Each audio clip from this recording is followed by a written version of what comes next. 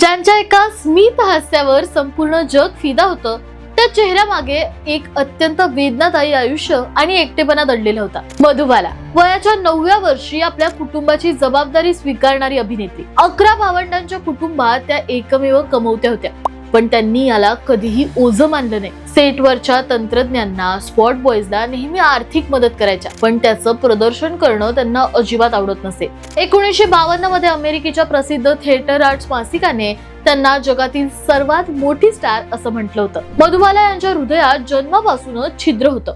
मुघले आझमच्या शूटिंगच्या वेळी दिग्दर्शक के आसिफ यांना सगळं रिअल हवं होतं. त्यांनी मधुबाला यांना खरे जड लोखंडी साखळ दंड वापरायला लावले. कित्येक वेळा त्या सेटवरच बेशुद्ध पडल्या, तरीही त्या उठायच्या, मेकअप करायच्या आणि पुन्हा अनारकली बनून कॅमेरा समोर उभा राहायच्या. त्यांच्या या जिद्दीमुळेच मुघले आझम अजरामर झाला. दिलीप कुमार यांच्याशी ब्रेकअप झाल्यानंतर त्यांची भेट किशोर कुमार यांच्याशी झाली. काही काळातच मधुबाला यांचा हृदयाचा आजार वाढला. किशोर कुमार कामाच्या व्यापामुळे त्यांना पूर्ण वेळ देऊ शकत नव्हते. त्या पूर्णपणे एकट्या पडल्या. वयाच्या अवघ्या 36व्या वर्षी 23 फेब्रुवारी 1969 ला या शापित अप्सरेने जगाचा निरोप घेतला. मधुबाला म्हणजे एक जरतारी वस्त्र होतं, ज्याला एकटेपणाची ठिगळ होती.